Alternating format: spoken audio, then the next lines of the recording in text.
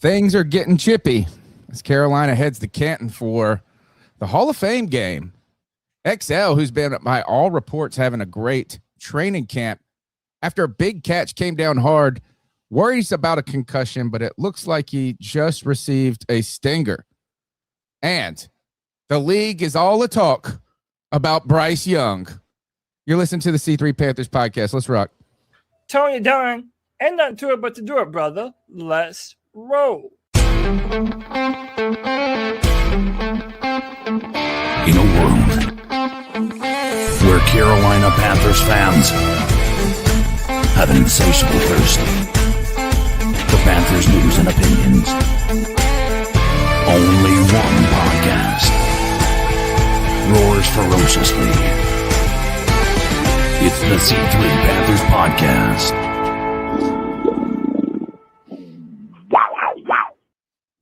It's Tuesday night, and we may not be football experts, but we are expert football fans, and we're here chopping up the latest Panthers news and opinions from the fan perspective. My name's Tony Dunn. It's the C3 Panthers Podcast, the longest running Panthers podcast, and I do it each and every week with my wheel band, Cody Lack. How you doing? Tony Dunn. Look, man, I'm getting kind of ticked. Every single time we do these, man, we're talking about some new kind of injury, about some Panthers player. I'm exhausted. The season hasn't even started yet.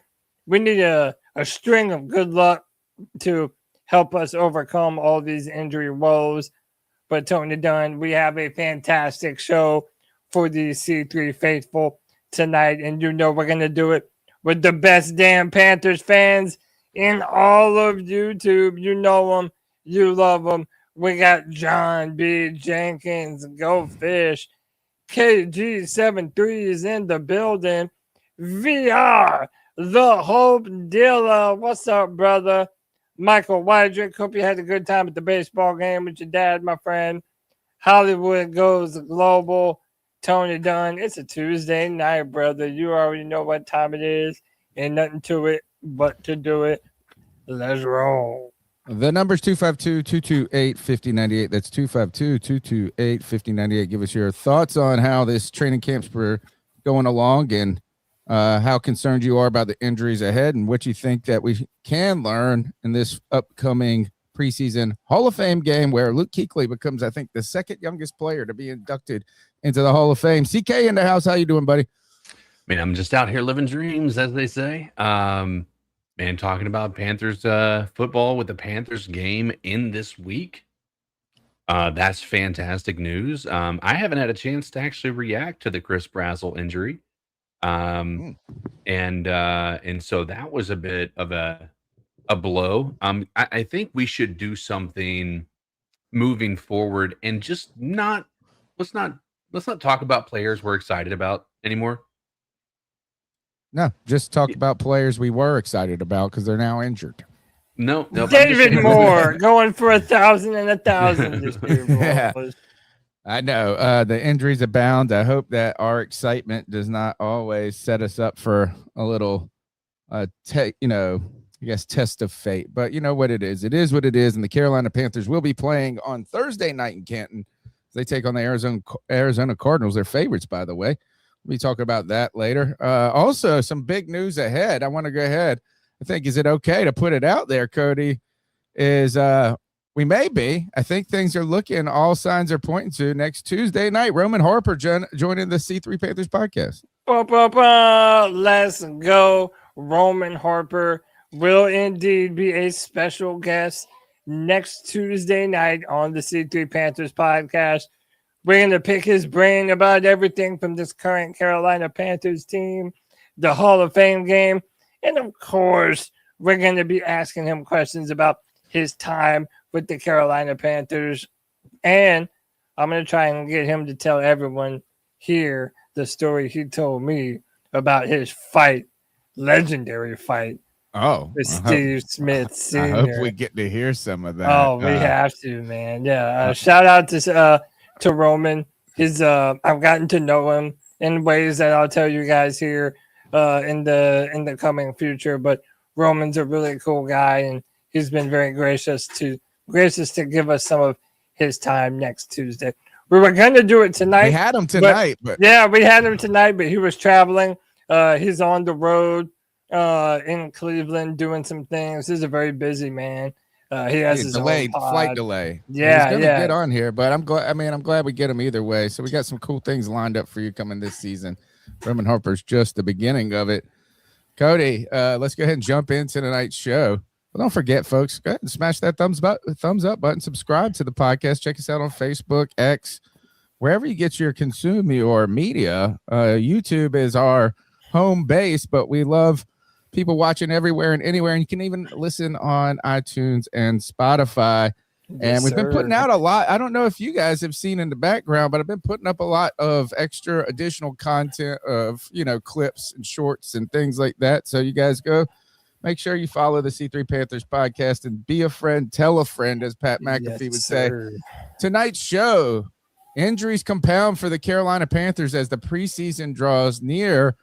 And, I think there was in a wild way a collective gasp today as we watched news from X, formerly known as Twitter, that XL had come down hard, hit his head, and they were really concerned that, there was concerns he got checked out for concussion. I believe he's been cleared of that, Cody. Isn't you're talking really, you can. XL's been a controversial figure among Panther fans, and people were nervous. I mean, that shows you, man, is like, hey, things are getting a little thin here. They are, man. He was a first-round pick that we traded up into the first round to draft, and then, he had a decent rookie season. Still, a lot of those drops were the story of that season, and then a lot of fans have been kind of feeling underwhelmed by the performance of Xavier Legette, but he has had a tremendous training camp thus far. But today, near the end of practice, Xavier Legette high-pointed a football and then came down rough and banged his head on the ground.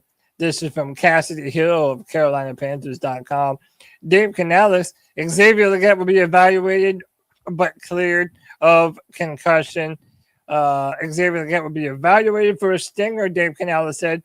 After landing hard on a play during Tuesday's training camp practice, he was cleared of a concussion quickly. So that is the good news. It's not some lingering injury. Hopefully he'll be back soon. He said he made a really nice play, high-pointed it. Cam Miller was in great position and went down really hard. Went in, evaluated him, cleared him of a concussion, but it looks like a stinger. So we're going to evaluate him more over the next day or so and just try to make sure that he's in the right spot. The receiver went up for a ball in the red zone and end zone, which he caught. So that's good news. While twisting his body around to stay in bounds, ended up landing on his back. He seemed just to be catching his breath for a second before he asked Jonathan Brooks to bring a trainer over. The trainers attended him on the ground. Chuba Hubbard, Bryce Young, and Tommy Tremble knelt close by, refusing to leave him. After Dave Canales and Dan Morgan spoke to him for a few moments, trainers brought out the cart, and Legette was able to walk a few steps to the cart on his own. Canales would go on to say, we have a nice little window here. He wouldn't be playing in this game, but we have a nice little window to get him turned around and just see where he's at. Any significant injury would land on an already impacted wide receiver group. Rookie Chris Brazzell suffered a knee injury last week that will require season-ending surgery. So, it's tough, but we really did kind of dodge a bullet that this wasn't more serious than it actually is, because regardless of what any Panthers fan thinks about Xavier Legette, he is going to be a very important part of our offense in 2026, and that's not up for debate. Yeah, I mean, it's like when you met Dave Canales at the Savannah Bananas game, he talked about how XL was the one that, had been turning heads the most in this, in his preparation and things that he's doing. We've seen a lot of coverage of this. I have not seen this SI feature on XL. I've seen some things like I saw one thing with, I think it was with Sheena Quick, maybe talking about with his trainer about his diet and like how he's been training and he's lost 12 pounds. And, is and how he's not paying attention to the noise or trying to, block that out. But, I mean, at the end, it doesn't matter. I mean, most people usually have their minds made up when it comes to players or things. There are people that have already concluded that XL's not going to be good. Then there's people that have concluded that he is good and that it's just a matter of time. But we knew he was a guy that was, at least the way the Panthers talked about him, as a project that was going to come along and develop, much like he was in college, where he excelled in his senior year. And this year, though, is remarkable. It's a very important year for Xavier Legette, regardless, right? Is that if he doesn't show significant growth, not only will the noise get louder, but the Carolina Panthers will have to continue to evaluate how they push forward, not only with him as a player, but that wide receiver room. And with the injury to Chris Brazzell, at least that opportunity is going to continue to be there for XL. And right now, looking at this group, you need him. And you said that he wasn't going to play in this preseason game, Cody. I just continue to ask, who the hell is playing in this game? How? It's like, dude, extras. We're going to continue to talk about this more. Me and CK have been sparring partners over this issue of, do you play your players? Do you not play your first string players? Dude, I just, the fact that we're incurring so many injuries, which we haven't even got to JT Sanders yet. JT Sanders twisted his ankle. Also, thank goodness, not a serious injury. But, I mean, again, we don't have to get to it now, but eventually we're going to get to this question here in a couple of minutes. Like, how much do we play these first stringers in preseason football, but we haven't even played a game, and we're already talking about like 4 or 5 injuries deep on this team? This is going to be something that I feel like this conversation of don't you play your players is not. It's never going to go away. No. One year you're going to play them, and then somebody's going to get hurt, and then you're going to say don't play them, and then the next year you're not going to play any of them, and you're going to come out like it's just going to always be this revolving door. But without getting into that conversation, CK, though, I mean, we know that these guys aren't playing in this first game. Or at least that's what I've gathered, is that Kenny Pickett, we'll talk about this, Kenny Pickett's getting the start, and that, you've heard, I think I saw Princely Umamulan say, where does he expect to be in this preseason game? He said on the sideline in a jumpsuit, I hope, so it doesn't look like, CK, regardless of our debate on whether and how much you should play, that the Panthers don't see this Hall of Fame game as the opportunity to really do that. It's important you guys keep in mind, historically, the Hall of Fame game is never playing starters, so much so that back in the day when the Raiders played Josh Jacobs in the preseason, it was like they were sending a message that they didn't think that he was a very, important piece to that team.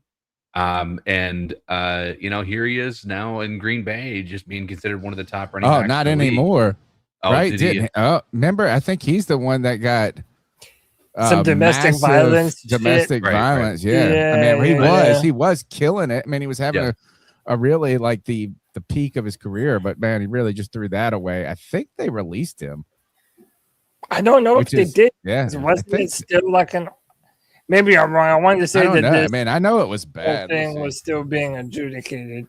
Yeah, but that's a great point. Is that a guy that was considered a star in the at least an important part of what the Raiders were trying to do, that people, that became a talking point.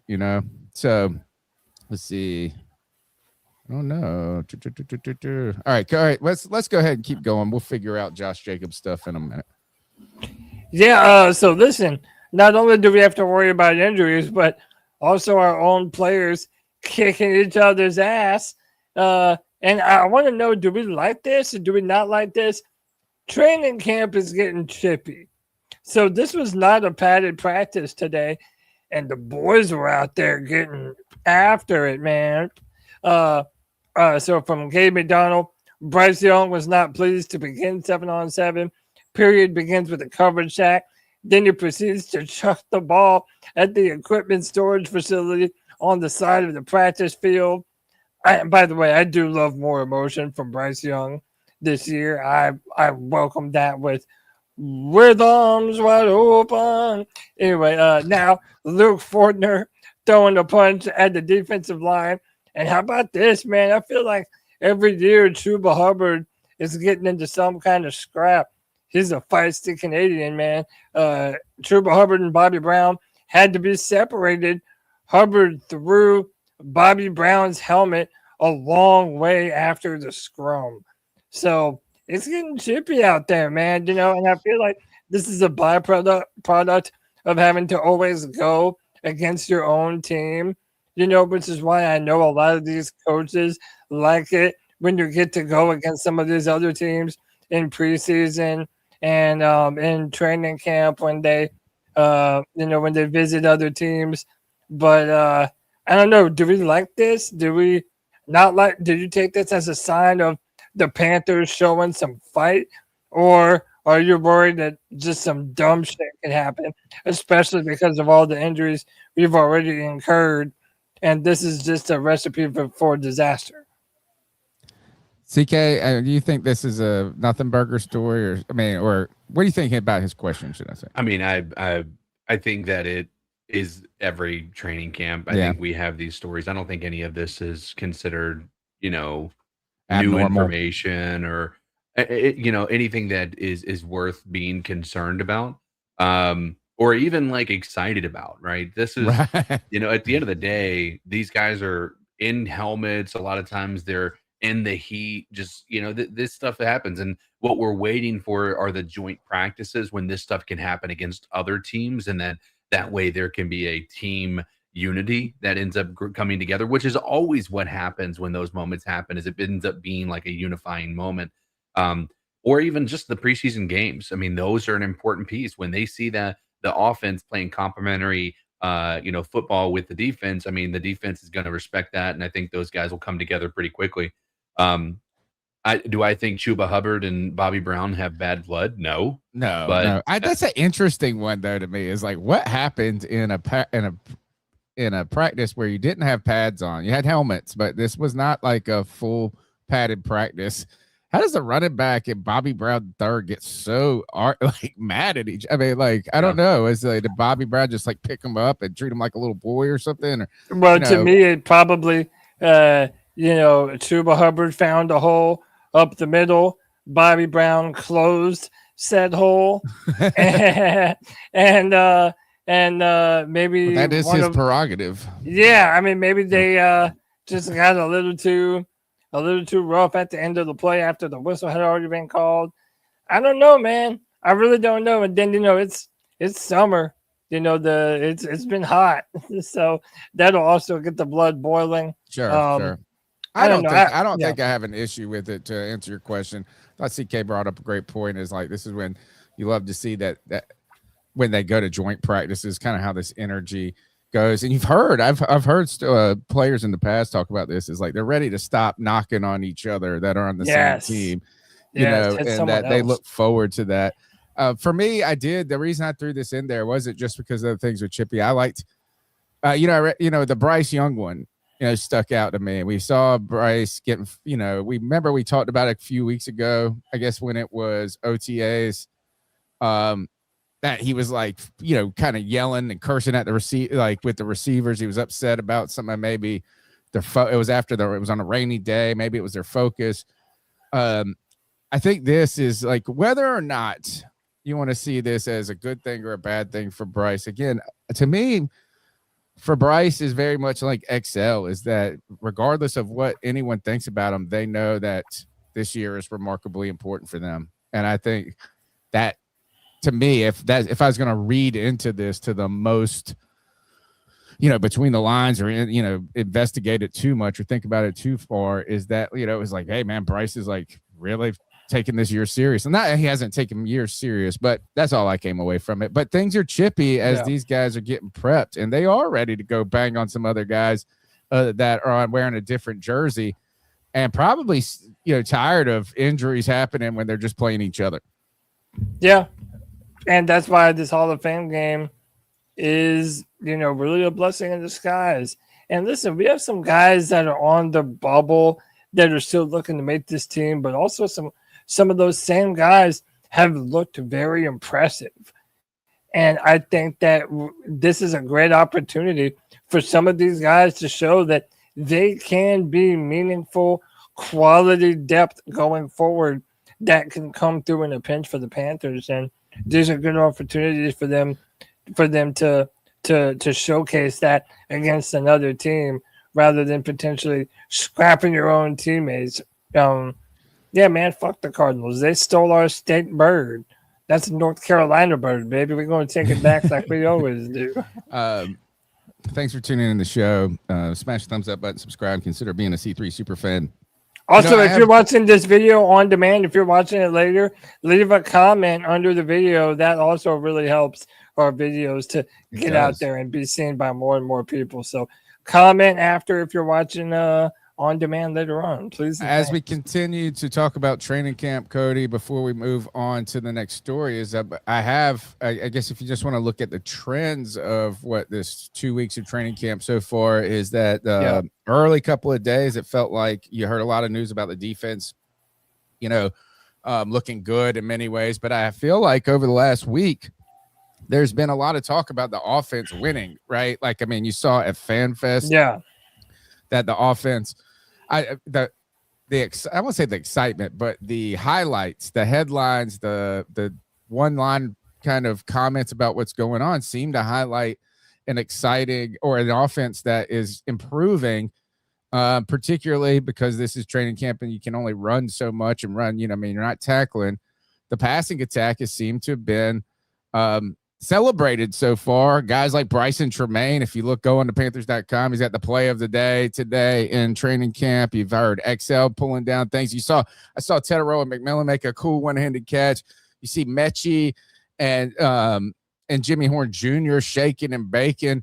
I saw this one clip too of Trevon Moehrig and they said, this is my dog, but man, this guy cannot cover. And he did not look good in coverage by any means, but he's there to kind of play in the box against the run and maybe create some disruption in the backfield of available. But I think that's what I've kind of deduced or gathered. Do you feel the same, Cody?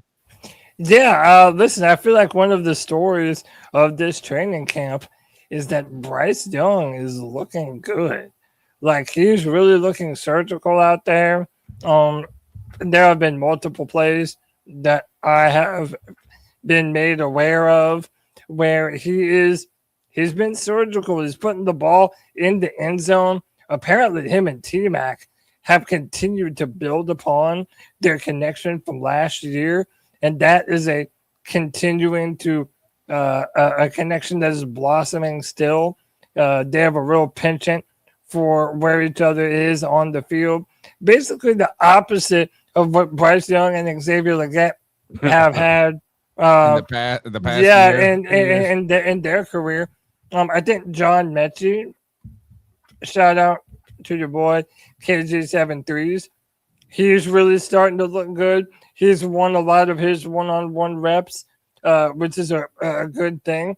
And then, as we mentioned last Tuesday, Jonathan Brooks, like, that dude looks healthy.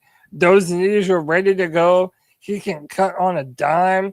He's out of that leg brace, and he's looking like he can be a real legitimate, threat at running back for the Panthers this year. And again, that's just a few of them. But even in spite of losing Chris Brazzell, some of the injuries at tight offensive end line is really the thing that we're going to be watching. It's but kind I of hard think to see they came at this back point. today, right? I believe so. I did not see that, but I'm interested. Hunt did.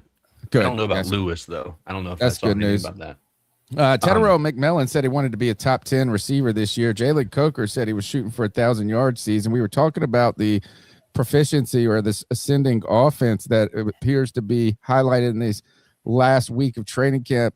CK, you were at FanFest, so you saw a lot of talk about the offense just clicking on all cylinders at FanFest. What'd you see while you're there? Well, I'll tell you a few pieces that stood out to me. there is a difference between Jonathan Brooks and Chuba Hubbard. Just gonna be honest with you. Like it's noticeable from the stands in practice. And AJ Dillon didn't really, again, not that big of a, again, not a big gap that I would say between him and Chuba Hubbard. But again, he was going against the second team defense. But when we're talking about the first team, again, Jonathan Brooks looks like, if he gets stay healthy, I think we have a dude with Jonathan Brooks. Number two is, while Bryce did look surgical, there were a lot of passes that they gave him credit for that would have been a sack by none other than our brand new edge rusher in Jalen Phillips. Would you like me to play some of these clips? Yeah, these are the first two reps. If you want to play those first two, I don't know if I sent them in coordination with the time, but there are two reps where, like, he just blows up the right side, which maybe isn't great considering the fact that we know who's on the right side in Monroe Freeling, but he just gets into the backfield so quick. Like, it's unbelievable how quick he gets in the backfield. Bryce Young would have if he had been if there was a set or an interception that was coming from that, everybody would blame Bryce for that. But when you watch these, you realize how quick, like, it wouldn't be. I don't think this was one of them. It was one of the ones where he was going the other direction. But yeah, some of these are really cool. But the pieces that there were a few. Obviously, Jalen Coker looked really good in a few. I don't know if I got any good shots of Jalen Coker or not, but yeah, the difference for me is I think Jalen Phillips is going to be a dude. Well, we need him to. We paid him to be that, and that's good to hear of that disruption. So, and I think was it in the Fan Fest that Jonathan Brooks caught a pass down the sidelines, like on a flea flicker or something, or maybe that was in a. I don't know if Jalen Coker threw it to him or something. Maybe that was no. That was one where Jalen Coker threw an interception. That actually might be this play. Let's see what we got here. Just play it. Twitter it's fucking up so hard. It won't even let me play this. It's not playing. Okay. I can pull it up if need be. Yeah, well, we'll talk through it. I saw that one of the things a lot of people were impressed with, by the way, Kenny Pickett played in this. Kenny Pickett looked nice. He was very mobile. I did not expect that. I don't know why I didn't expect it, but he had some wheels. Yeah. Well, I mean, yeah, I think he's a decent player, right? I think he's like a perfect type backup quarterback, right? See what we got here. Oh, is that Bryce rolling out there? Right in front of me. No, it keeps going, I think, after this. Dude, Twitter's fucking up so hard. You might have to. Yeah, it is. All right, it's don't Twitter. worry about it's Twitter. And look, we're having trouble streaming to Facebook right now. It looks like too as well. Good Lord. Hey, it's Tuesday. Technical problems abound. So the offense looked good. I think, or we're hearing some good talk there. We are excited about what Jonathan Brooks can bring to this team. And you do, when you say, like, you can see like the difference, Jonathan Brooks just looks like the guy. Like, he looks like a player. You know what I mean? There's certain guys that just have that part. And I saw too, I think it was, who was it that was talking about, who's your guy from Clemson, Isaiah Simmons? A lot of people were talking about how good, like how he just looks like, like an NFL player. So we're hoping that maybe you get some surprises like that. Maybe an Isaiah Simmons who was playing I think he's playing with the chip on his shoulder. He's like very motivated. He played very good on special teams for us. He had played pretty well in that final game or in the playoff game. You have Jonathan Brooks, who has a lot to prove. Guys got a lot to prove, XL being one of them. So this offense seems to be coming along. And if Jalen Phillips can be like that superstar defensive player and really kind of inject some real excitement into this defense and kind of make them from good to really terrifying or a threat, I think that will be giant for the Carolina Panthers. Let's see if we can finally get up. Good, gone. Never mind. It's still here. Okay. Well, here, just play it and let's see. Oh, Just tell CK's us what got we're it. looking at. Oh. All right, CK, I'll let you run it. So All this right. is this is a trick play here. Who's but in? look how Is that quick kid- look how quick Oh, in the okay. backfield, dude. That was Princely, right? Number Yeah. 3. Which he is locked in. There's a story on Panthers.com about him being locked in and you know how he's really focused. He said if he was this focused when he was in college, he would have been a first round pick. All right, what we got? Oh, I see what you're saying right there. Look at that. Yeah. Dude, Yeah. Jalen. If Jalen Phillips can be the guy that we need him to be, this defense can be terrifying, man. These were back-to-back plays, by the way. Oh, not this one. This was just a run down the middle for Chuba. Let's see. I played this one because of I just liked that timing, just that back shoulder throw. Yeah. Like, look, I mean, just look how perfect this was, man. To T-Mac. Just like perfect back shoulder. that's not That's textbook. it's not, that isn't anything that, I don't know, man. That's such a really good shot. And then I don't know if this one was the one that was, I don't think this was the one. I thought I had another one of Jalen Phillips that I had sent, but I will tell you what else I noticed. Number 92, like a dog in the middle, just throwing dudes around. CK, I don't know if you could tell, but Lee Hunter, by the way, for those who aren't aware, that's Lee Hunter. That's our second round pick, number 92 in the middle.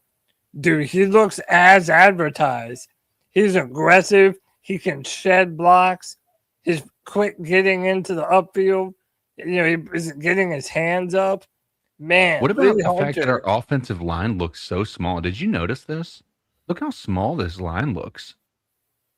You know, I heard some people talking about this is that rookie center that we drafted, which that's not him, I think, in 78. I don't believe, but Sam Hecht.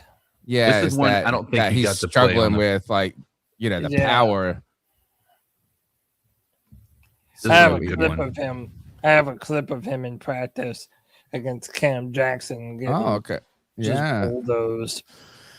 So hopefully, man, this is what we just, who knows what's going to happen. You know, it's got to stay healthy. You want to see growth and the offense continue to grow. Yeah. These free agents that we brought in to make a difference, some of these rookies to show us why we drafted them, and some of these guys that we drafted in the past that have not been available or, you know, necessarily hit just yet. Jonathan Brooks, XL, some different players like that, is for them to step into that NFL game and thrive. That's what we're hoping for.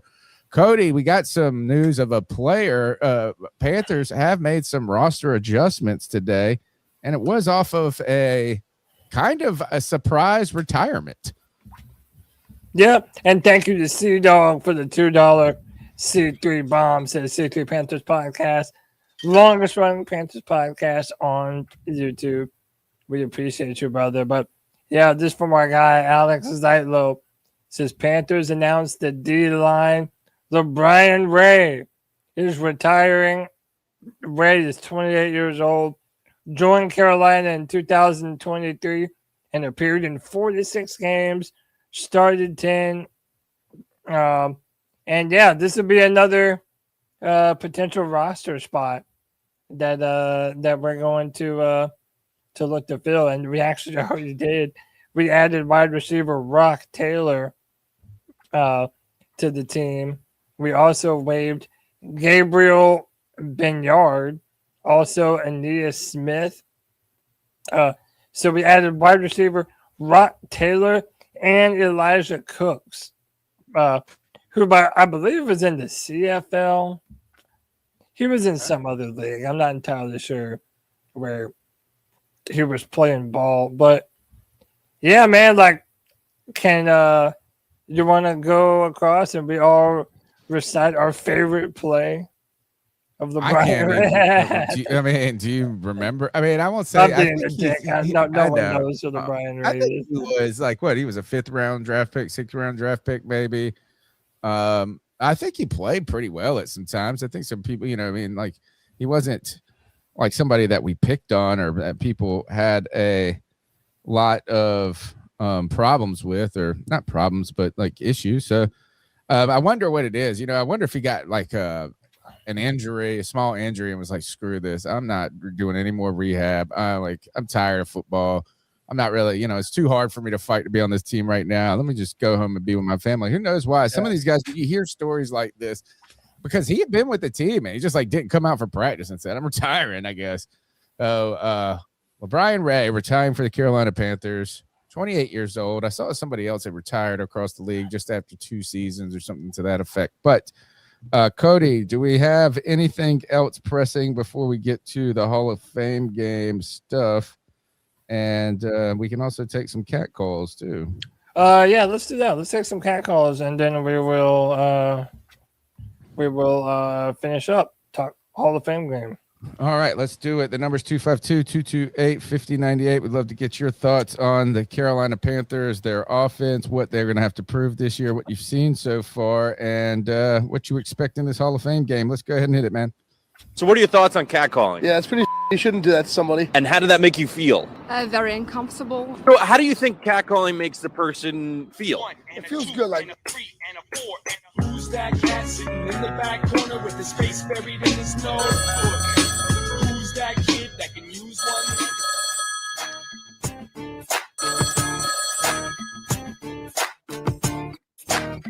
Yo, what's going on, C3? It's Anthony from Charlotte, man. Hope y'all boys are having a good Tuesday. Just kind of wanted to call in.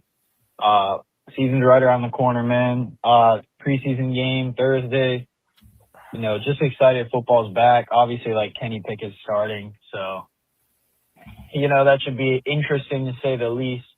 But yeah, some of the guys are getting back healthy. Hopefully by the season starts, we'll really only have, Brazel, Mo, and Scorton and Icky out, which would be good, having everyone else back. But, man, these injuries have been hitting around the whole league as a whole, so it's not just us, but definitely sucks. But I just kind of want to call in to talk about what Brad Till said in his press conference yesterday. There's been kind of a little debate again online about the whole Bryce Young contract thing. Just from listening to him, man, like, I don't know why it's so hard for fans to understand. Like, they probably haven't made a decision yet. Obviously they believe in him somewhat because he's the starting quarterback again this year, going to year 4. And, he was 8-8 as a starter last year, and we made our first playoff appearance in 2017. But Brant pretty much said, like, and the reporters keep asking him, like, what about Bryce contracts? And he keeps saying, we're keeping those in-house. Because, like, he's not going to openly say that if they are having discussions or if they're not. He's not going to openly tell the reporters what his plans are. But hypothetically, like, let's say that they haven't really considered extending him. That's not a bad thing. Just his production overall, to me, doesn't warrant the crazy extension. Like, I was looking this up. Like, Oh, hold on. My phone timed out.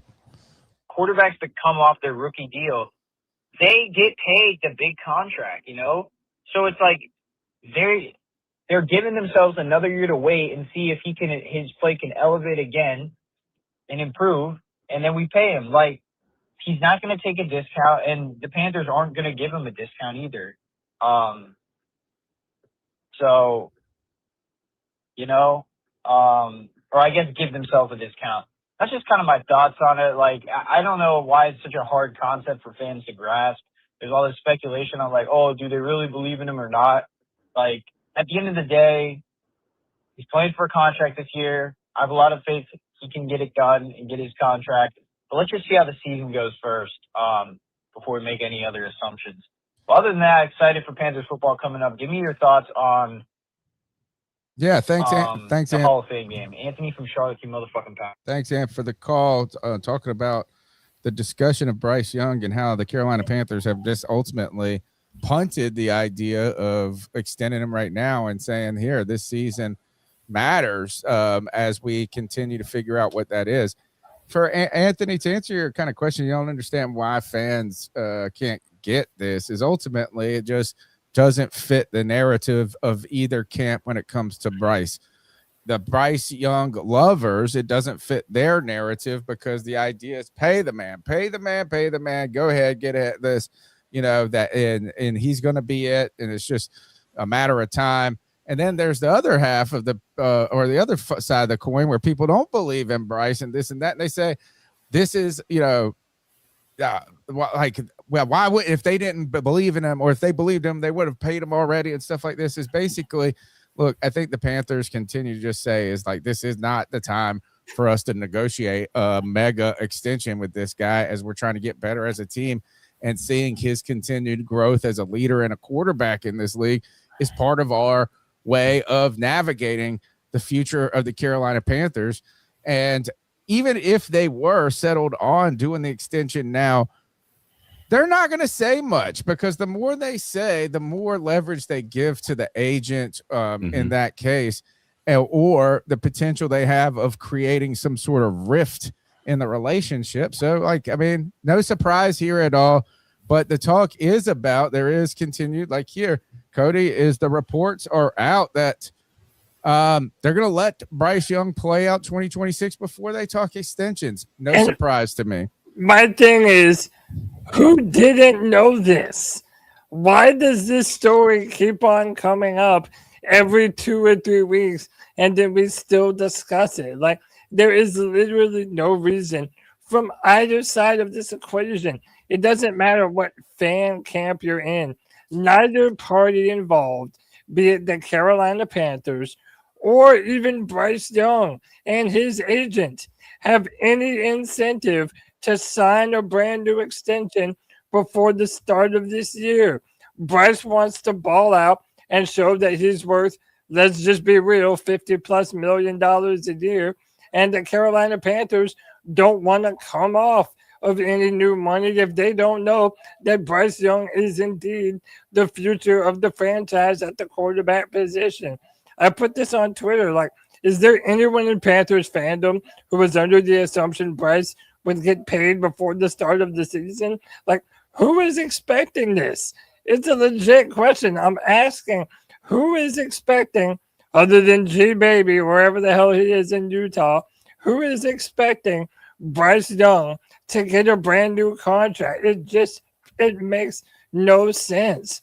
And so then Joe Person, he also puts out a report, and he basically said the same thing. He said the Panthers, according to league sources familiar with the situation but not permitted to speak about it publicly, are expected to let Young play out the season before considering a contract extension for a player who took a step forward in his development. And that's just pure facts. They want to see him take another step forward. And guess what? Bryce Young wants to do that exact same thing. Anyone thinking that they would wrap up Bryce Young as the future before the start of 2026 is absolutely delusional. We need to let this rest. We are not talking about this anymore. The Panthers aren't doing it. Bryce isn't doing it. I do not, for the life of me, know why this continues to come up.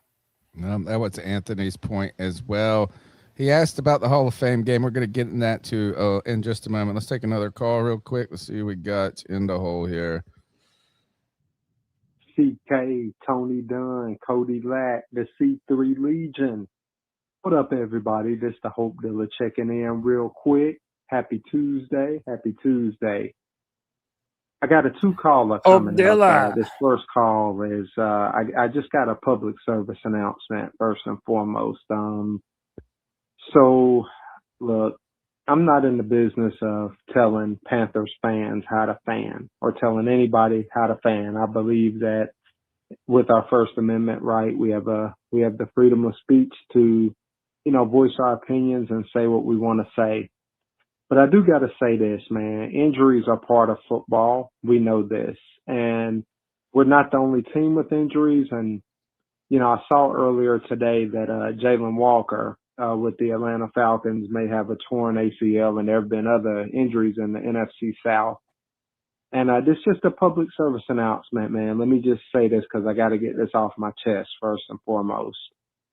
We got to remember that these are human beings. And I'm not trying to come across as holier than thou, but hear me out. When players get injured, and when I see Panthers fans in the comment section of certain blogs and platforms, you know, basically laughing or you know, dissing players from other teams, we got more class than that as Panthers fans, y'all. Let's remember the human element because we have injuries too. But first and foremost, these are human beings that we're talking about. Just the Hope Dealer. I got a second call real quick. All right, the Hope Dealer here, and let's see what he's got. One more to go, and then we'll talk over this. Hope Dealer, second call. Thank y'all for listening to my rant about the injuries of other teams. Now, let's get into it, y'all. What's going on with our team, man? Gosh, we had XL carted off today with a head injury. I mean, all these injuries, y'all. And I was just thinking, man, I'm worried about the continuity of our offensive line. I'm hoping that won't be a problem. We have a lot of new faces on our offensive line that haven't played together. So we got the Hall of Fame game coming up, though. You know, Kenny Pickett starting, Super Bowl winning Kenny Pickett. So I got a couple questions, man. What y'all going to be looking out for on Thursday during the Hall of Fame game? You know, what indicators y'all going to be looking for? And the other thing, you know, I was thinking too, man, with all the injuries, I don't know about y'all, but this early bye week in our season is looking better and better. You know what I'm saying? At first, I was kind of worried about the early bye week, but shoot, now the way that things are looking, I'm kind of glad that we got it going, man. But anyway, man, you know, with the injuries, man, have y'all ever seen a training camp with this many injuries? I can't remember a training camp. That's a good question. At least in recent memory that had quite this many injuries or weird stuff going on. You know, we had LeBron Ray retire today just out of the blue. And gosh, there's just so much going on. But hey, I'm still excited, man. I'm still hopeful, y'all, because you know what? When I think about how far we've come the past 3 years, man, we just got to keep pounding. So this is the Hope Dealer, man. Everybody stay hopeful out there. Keep pounding, baby. Thanks for Keep pounding. By the way, he also dropped a 199 love bomb on us. His Bryce was the number 1 overall pick. We want excellence. And to give a little backstory, man, again, you know, Panthers Twitter is a whole different ball game, man. You know, people are constantly fighting and going back and forth. But to add a little context, and I don't know where Hope Dealer was seeing people, you know, celebrating Jalen Walker's ACL tear, but there were a lot of Falcons fans that were celebrating when Nick Scorton tore his ACL. So then there were a bunch of Panther fans that were like, hey, man, karma's a bitch. You know, like you're going to celebrate our dude getting hurt. We're going to celebrate your dude getting hurt. But even still, I do not condone that for the most part. I saw a lot of people saying what it is. This is terrible, man. Like, you know, I don't want to beat our rivals when they're missing their best players. I want them to be at full steam, full firepower, so that way they know who the superior team is when we absolutely trounce them in the regular season, man. You know, and it's like we talked about with Chris Brazzell and Nick Scorton. These are young men that are at the start of their careers that are out there striving for greatness. You don't ever wish this kind of injury on another player. And then it's like, then they're just sitting around, you know, waiting for football next season. They have to wait a whole nother year to be able to do the thing that they're employed to do, the thing that they love to do. So it sucks, man. You know, if you want to talk about being happy that Vita Vea is being traded away to another team that's not the NFC South, sure, that's fine. But celebrating a player, a young player tearing his ACL, and remember, he was a Carolina guy Jalen Walker wanted to be a Carolina Panther when we passed on him. So, yeah, it's terrible, man. Shout out to Jalen, just like Nick Scordon and Chris Brazzell. I hope he recovers soon. And I think that as football fans, we have to remember, just like our man, the Hope Dealer, said, these are human beings. So let's stay cognizant of that if we can, shall we? Yeah, I agree. Tough news for them. Yeah, I mean, it's incredibly tough news, especially on the, with what happened this offseason with the other breakout star. Who was it? Pierce? Was it? No. What was the rookie that they drafted last year that was a breakout star for them? James Pierce. James Pierce. And then he went through a bunch of stuff, but now it seems that's all going away. He's playing. I cannot understand. I mean, I cannot understand for me how, this is what's going on that one. I think they're planning on there being a suspension.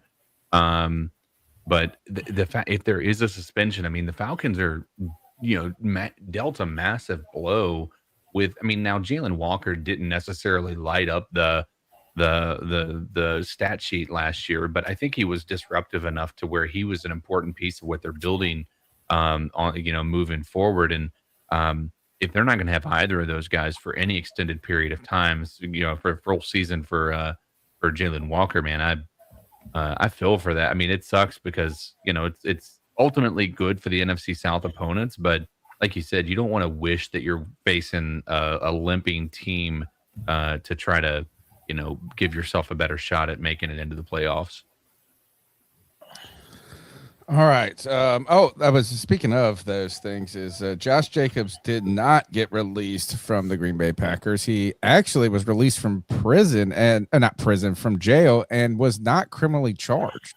And so interesting as they're going to they, I guess, didn't have enough or wanted to continue to get more facts. And he vehemently denies the charges. All right, let's take another call. Yeah, this Locks Man. Locks Man, what's up, brother? CK. Football is right around the corner. I think Bryce Young is going to have a really big year this year.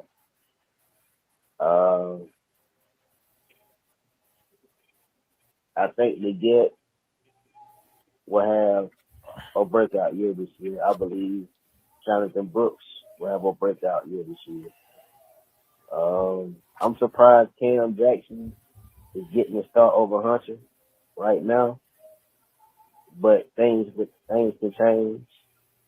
And let me see. I'm just ready for the year, ready for the season. I really don't like this preseason stuff, this training camp stuff. I'm ready for the season, but I'm ready for the Hall of Fame game. We shall see. All right, ready for the Hall of Fame game. Have a good year this year, and that's all I got to say. All right, let's talk about that Hall of Fame game.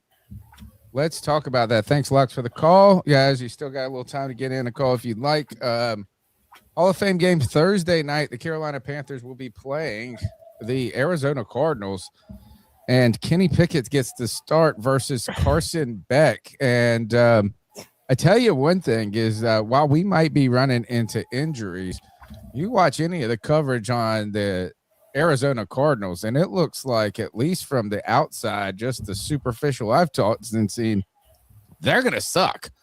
And I mean, even Marvin Harrison Jr., people are coming after him and saying, because he's had some drops in camp, and is it in his head and this and that.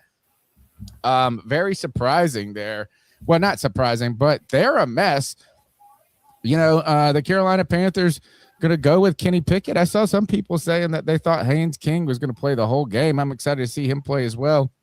What are we thinking about this Hall of Fame game? What do you hope? How about this? What do the Panthers want to get out of this game? CK, you want to go first? I think it's going to allow them to really have an extra look at the depth pieces that we have. I think you're gonna, with the injuries that we have dealt with, this is going to be an important game. These next 2 games really about deciding whether or not we're pulling resources from the free agency or if we're moving forward with the guys that we have on this team because we see a lot of promise in what they're doing. So I think, if I'm being honest with you, I think the areas that we have the least amount of depth from like a guaranteed starting position, I think that's what they're going to be looking at. It's going to be the defensive line with LeBron Ray retiring. It's going to be the wide receivers. Maybe I don't think that we're thin there, but I think with the injury we have to Brazel and what seems to be continuous injuries to our tight end room, I think they're going to be looking at that position a little bit more deeply.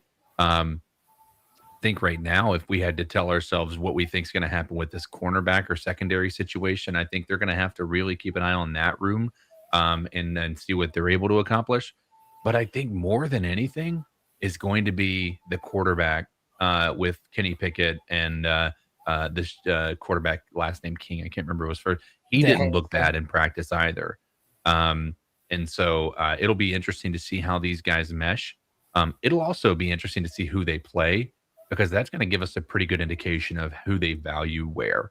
Because if they're playing on a Hall of Fame game, it means that they don't see them valued beyond, maybe at most a second team if they're lucky. Yeah, I mean, I kind of echo the same sentiments. I've said this before, Tony CK, but I feel like I'm more excited about this preseason than I have been in some time. Mm-hmm. I mean, one, the Hall of Fame game is really cool that we get to be a part of that, but just, we still have a lot of questions on depth at a couple different positions. Linebacker position mainly. We need to see what we have behind Trevor Wallace and Devin Lloyd to see which of those guys are going to step up. Offensive line is something that we've already talked about. The interior of that offensive line is something that has given fans, myself included, some real cause for concern about how that's going to hold up. I mean, thank God we signed Brady Christensen when we did. What a welcome addition he always is to this team, and to have him back. And yeah, man, Haynes King, I really don't. So last year, refresh my memory, boys. We ran with 2 quarterbacks. It was just Bryce Young and Andy Dalton. If I'm remembering correctly. Yeah, so maybe they want to do the same thing. Maybe they, because of like I already mentioned, the lack of quality depth at other positions on this team right now. Maybe they want to minimalize having a third quarterback because that's a roster spot somewhere else on this team.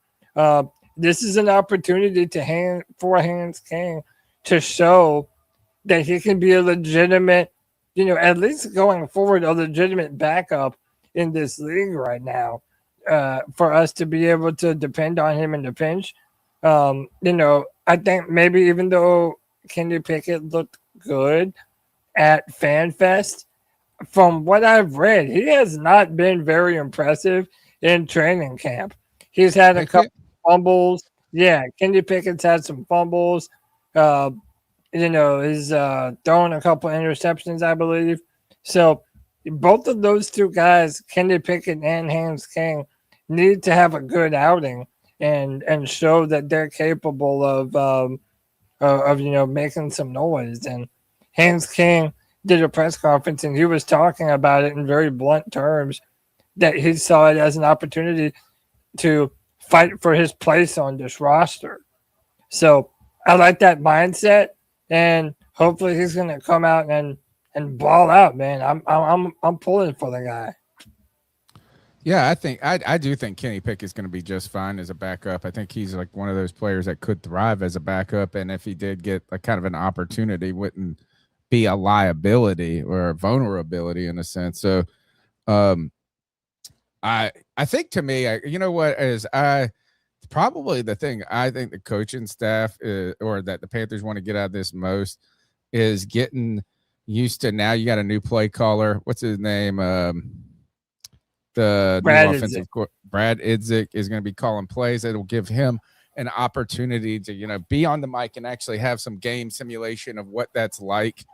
They'll work on communication. They'll work on sideline things, it's probably more for the coaches than it is for anything, where I think that's good, where you can actually learn a lot about or continue to develop sort of the mechanics of running the team in an in-game scenario rather than just practice and drills. And, and it causes you to think on your feet. And, I think it's probably the most important is this preseason is Brad Idzik's time to not necessarily show what he can do, but in a sense, get used to or more comfortable. Is he going to be in the booth? Is he going to be in the sidelines? And how that process is going to look, and what is the communication between Canales and Idzik, and that I think will be important. So I guess each little game you probably work on, you try to refine something in that process. The Carolina Panthers open up as 1.5 point favorites on MyBookie. Hold on, folks. Don't go and register for MyBookie just yet. Wait until September, because we got a big sponsorship coming with them for this season, and we're going to need your help with that. Carolina Panthers 1.5 point favorites. The over-under is 35.5. Maybe get the kickers out there working on some kicking and some different things. Special teams guys out there, but I don't know. Is like you said, CK, is the Hall of Fame game is like, if the preseason doesn't matter, isn't it? That the irony is that it's a kind of a celebratory moment for the NFL, and it's the least important preseason game and the least important moment in actual people in pads playing football. Yeah, I mean, it's a game that's being played so quickly after training camp started that it's really almost a pointless endeavor in a lot of ways.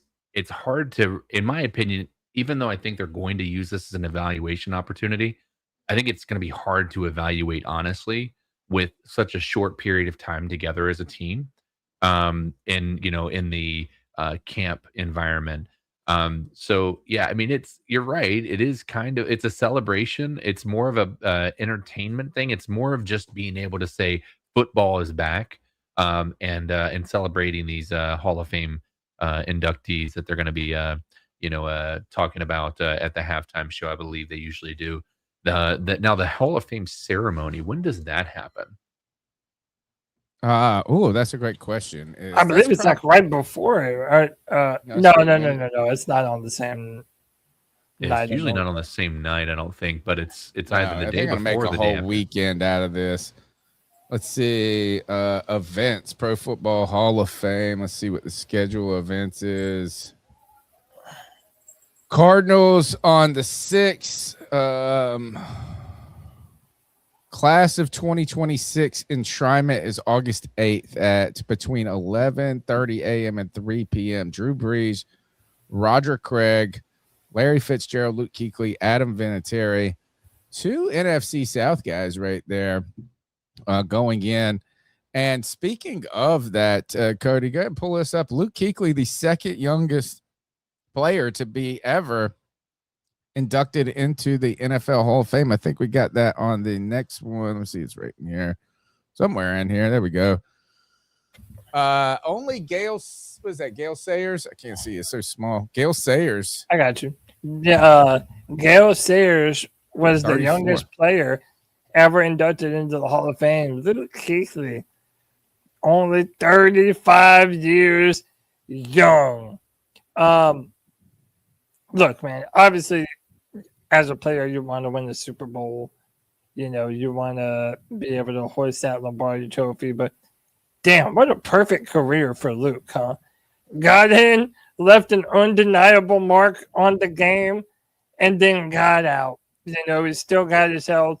He's still got his faculties about him. Dude, shout out to Luke, man. It's like, dude, I still find myself getting nostalgic, seeing Luke and Cam and, seeing these guys. And it just brings you back to just, God, different time in Panther football. For me, it was so new and so invigorating having these stalwarts on our team. But Yeah, I'm happy for Luke. I'm proud of him. As we mentioned last week, he's going to be the main analyst for Netflix going forward. Netflix has 4 games, 4 NFL games this year, so he's going to be a major part of that broadcast. He's still an announcer for the Panthers doing their audio broadcast. So Luke is doing big things, man. I'm happy to see him thrive, and I'm more than happy to see him inducted into the Hall of Fame at Canton. Yeah, well deserved. Incredible player. Never had a bad year. Right, excellent player. Let's see. We got another call. We'll go ahead and take another call real quick. Yeah. See, I think this is Sea-Dog. Hey, what's going on, everybody? This is me, Sea-Dog 19. Sea-Dog? I hope everybody doing okay today. Whenever you come in here, can you please hit the like button? Can you please subscribe to the great content? C3 Podcast is the longest running podcast on YouTube. And the game. They go live every Tuesday night. They got the free fall every Friday night. And they got the game recaps on Sunday. But to get into this topic of the night with injuries, real quick, man, I never made fun. Really, if you ever play sports, man, you know, you never made fun of anybody getting hurt. So this, you know, talking about people making fun on either side of anybody on any team, you know, it's unacceptable. Like the Hope Dealer and Cody said. But these injuries, man, like the Hope Dealer was saying, I don't remember ever having this many injuries ever in a training camp, man. Like ever. And, you know, and they don't even play on real grass. It's like it's embarrassing that FIFA came over here, played in America, and every football stadium that FIFA played in, they had real grass. Right after FIFA was over, like in Atlanta, they had real grass. When it was over with, they came back and put that carpet in. I'm just gonna call it carpet. Turf. That's nothing. That's something they negotiate in the CBA or whatever. But they be negotiating dumb shit like weed or whatever, or dumb ass shit or whatever. But these injuries is kind of devastating. But it's always next man up mentality, and I'm just excited, man, to see what's going to happen this season. And with the preseason and his first game or these first preseason games, I want to see Haynes King play. I want to see Haynes King run some motherfucking read option. You know, I want to fucking see it. I want to see Haynes King playing, and I want to see some motherfucking read option to see is Haynes King going to beat out Kenny Pickett to be our number 2 quarterback or whatever going forward. You know, I mean, I don't know. You know, I'm an equal opportunist here. And everybody, you know, for the people talking about Bryce deserve money, like Bryce has not done anything. Has not done anything in the league. Then to sit here and talking about he want any money. Like what? Like man, like he played in that playoff game, but besides that, you know, what have you done? Like he has not done anything. Like he don't got a Pro Bowl or anything. I'm talking about pay him. No Pro Bowl, no Rookie of the Year, nothing. Like what? Like what are we talking about? Like, man, I don't know. Yeah. Yeah, It's I mean, yeah, we've talked about it. He's got part 2 real quick. See what he wants to talk about in this right here. This is me, C-Dog 1983 TV. Real quick, part 2 of my call. But man, like I was saying about Bryce, man, I don't really waste no time on him. He has not done anything to deserve a contract extension. You know. But besides that, I'm just excited to see these other players like Bam Mark Scott, just some of these younger guys, man, this preseason, see what we're gonna do, you know. And just see whatever role's gonna run out here with this defense and everything. In preseason, are we gonna have some different looks now? You know. And a lot of players I want to see, and this, you know, and real quick, man, LeBron Ray, I cannot believe he retired. I was, you know, me personally, I was counting on him to do good this year because he's been banged up the last 2 years. Yeah, you know, and everything. Cause one year he had the elbow, something going on with his elbow. And he got his elbow good, got the brace off. The last season, he had a club on his hand. And I was just, that's probably why. He's He's probably tired of being hurt. Remember him retire. So I hope they have a good retirement.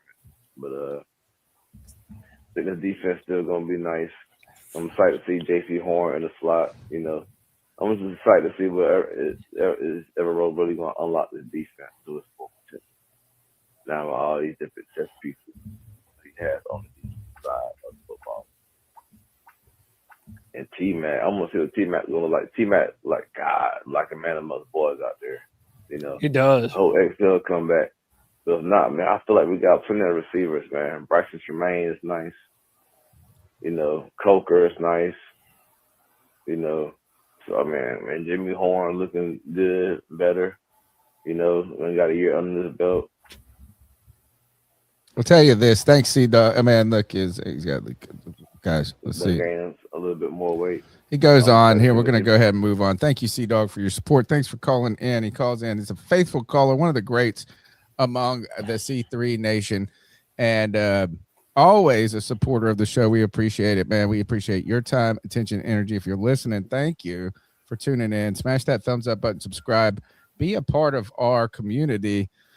Check us out on YouTube, X, everywhere you get your social media content to follow the Panthers with us from a fan perspective. Leave a comment to the show and all of that jazz. Cody, I figure I'll pull this up real quick. The Panthers released their first iteration of the 2026 official depth chart on offense, starting from top to bottom. Tet McMillan, Jalen Coker, Rasheed Walker at left tackle, Damian Lewis at left guard, Luke Fortner, Robert Hunt at right guard, Monroe Freeland, Tommy Trimble as the starting tight end, Xavier Legette as the third wide out, and Bryce Young as a quarterback, and Chuba Hubbard as the starting running back. If you look and go back, I guess let's just look at some things that stand out on the offense in this depth chart. David Moore listed high up there on the second team. Bryson Tremaine, though, I feel like he's played pretty well. He's had some moments last year. Felt like you've heard his name called a lot in this training camp. I feel like him being ahead of I think he's like ahead of a lot of these guys, at least on this listed depth chart in this room right here. Brady Christensen as the backup right guard, Stone Forsythe as the backup right tackle, Jatavian Sanders second on the tight end list, Mitchell Evans third on the tight end list. Anything else that stands out to you on this offensive depth chart? And I'm sure this will be revised plenty going forward. So I meant to put this. I don't know if you guys can see this a little bit better. Definitely. So, yeah, I mean, listen, I meant to put this in the presentation earlier. I should have. But I don't know. To me, there's not a lot of surprises. I see Cam Jackson up there with the first team D lineman. And remember, he was a big, strong defensive tackle that came out, what was it, last year? I believe it was the 6th round pick. And, dude, he's been having his way with Sam Hecht in practice. The dude is strong, is long, is physical. They are going to have to update this because LeBron Ray is on there. Yeah, they are going to have to update this. But I don't know. And then at the bottom, I'm going to take this off so y'all can see. Zakee Wheatley is listed ahead of Isaiah Simmons for safety. That's also really interesting to me. Well, this year's draft pick, right? Yeah. And so, dude, the most depressing one is Nick Scott. Why is Nick Scott labeled as a starter anyway, dude? It's so depressing to me. But I do think Nick Scott got a lot of flack, to be fair. I mean, yeah, I don't think Nick Scott was as bad as people want to blame him for being, to be honest with you. I'll tell you, the thing there's a few things to me that stick out. It's John Mechie being third string. Not that I think that he was going to come in here and just blow the doors off of this place, but To not have him be above Bryson Tremaine, or even the potential of him being ahead of David Moore, I think kind of speaks volumes to how much they value those two guys. I think Jimmy Horn still staying in second team is also a good thing that I like to see.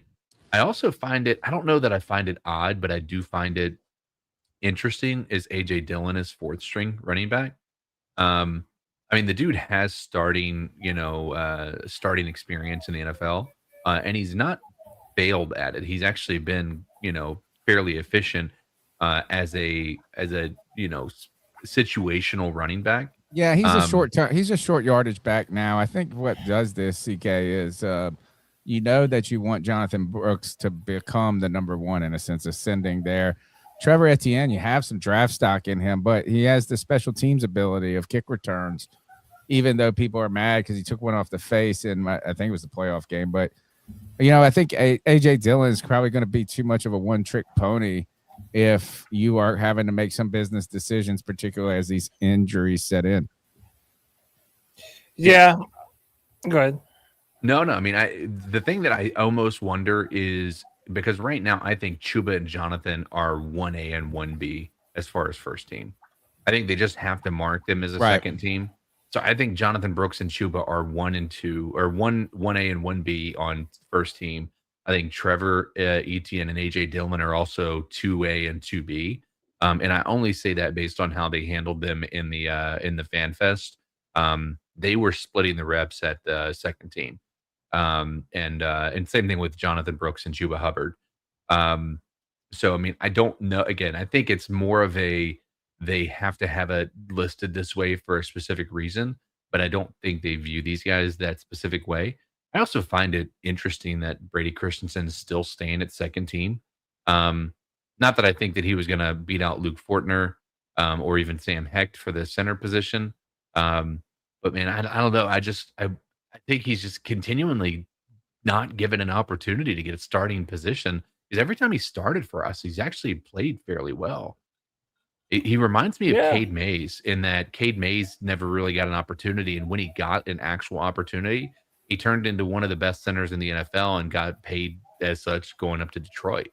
So I don't know. I think that I just don't like seeing his name on the second team anymore.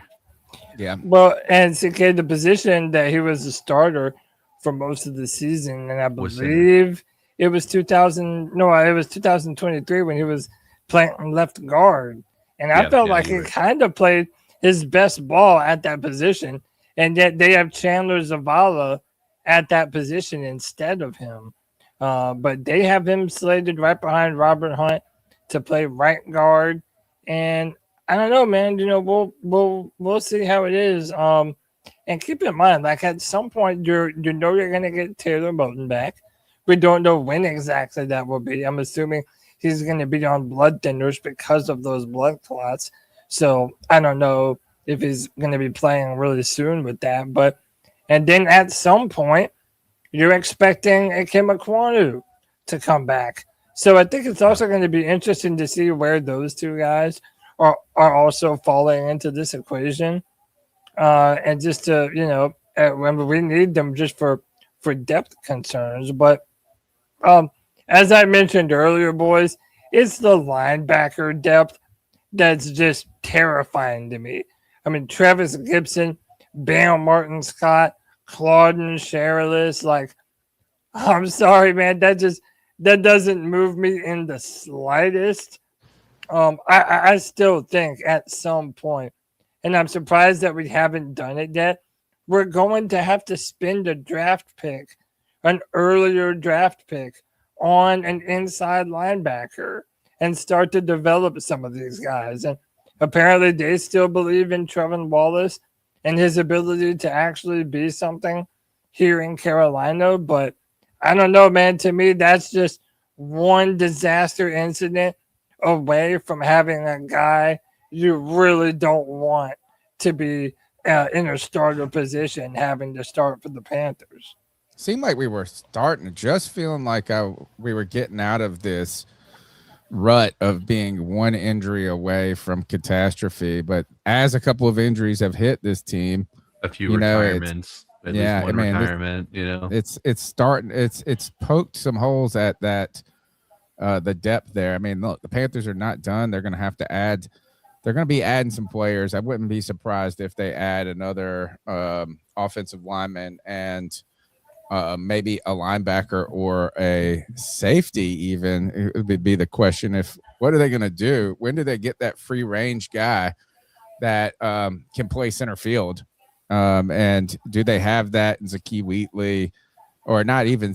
Who would it be? I guess it would be. I mean, I don't know if we just have that traditional. I don't even know if he's right. He's so big. Maybe. But But the guy ran a 4.33. Like the dude's an exceptional athlete. That's why he was drafted in the top 10. You know, he did it at Clemson too. I'm glad that they've got him as safety. By the way, like I'm glad he made that position switch because I do think it's going to fit him more efficiently.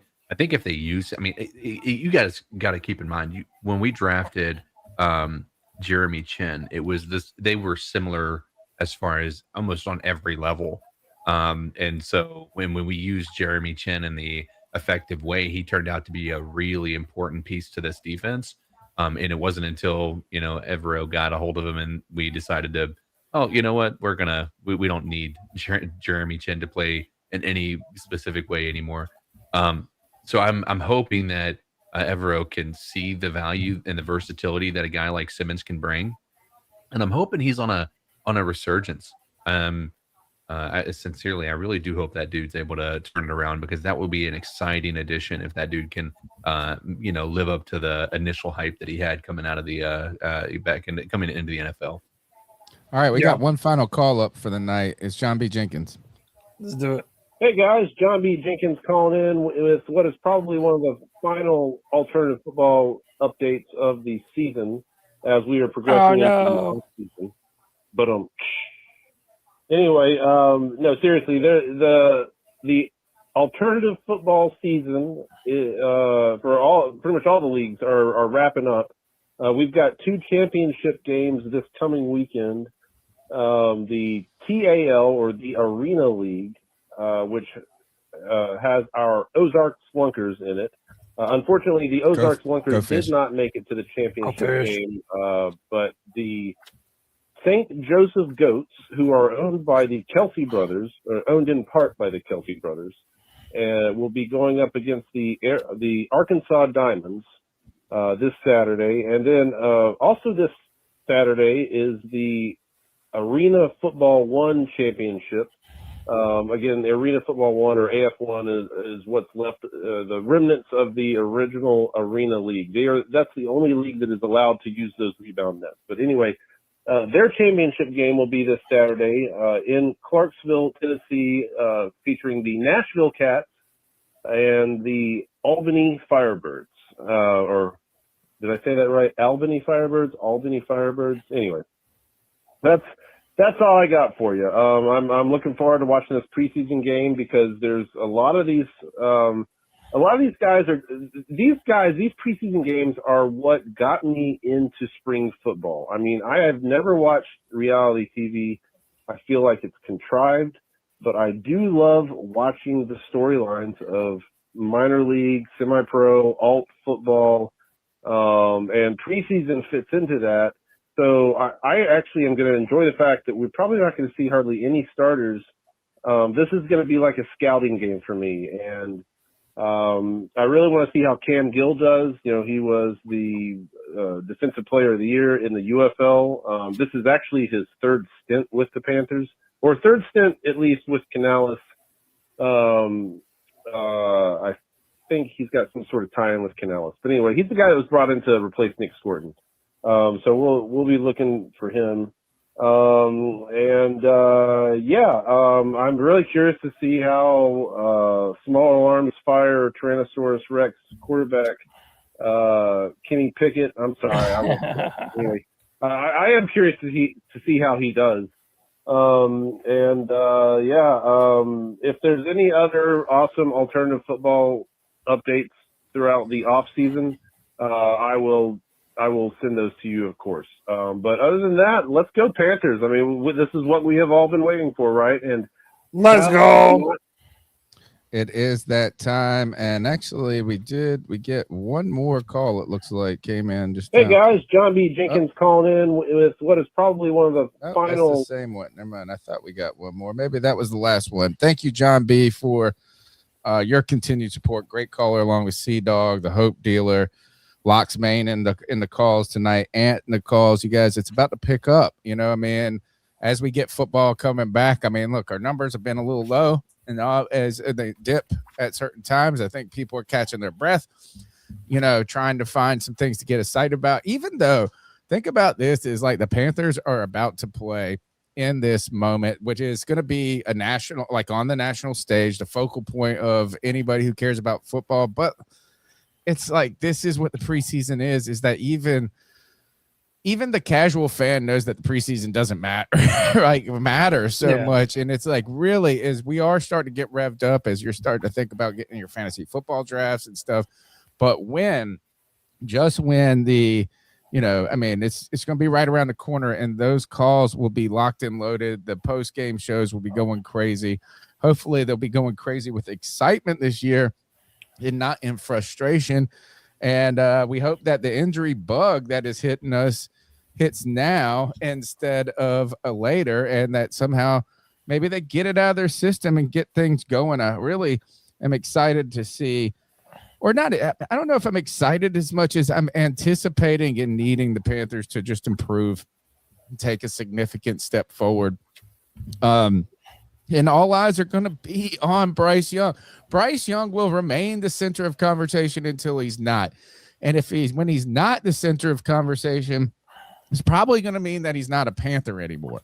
Yeah. Right. And is that even if that centerpiece is success, he will still, like, you know, heavy is the head that wears the crown. And, you know, all the glory goes to the quarterback, and all the blame goes to the quarterback in so many ways. So he'll be the conversation until he's not. And I just hope that conversation this year improves. And I just really hope, like, I think KG, my boy Kev, said in the chat earlier, KG73 said, you know, it's like, he's got this potential despite, I guess maybe we should do this. We do have a couple more things to talk about.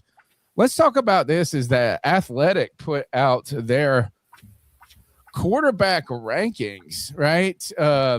And I'm really pissed. Somehow my payment did not go through with the Athletic. I just had to resubscribe. I don't get the student discount anymore.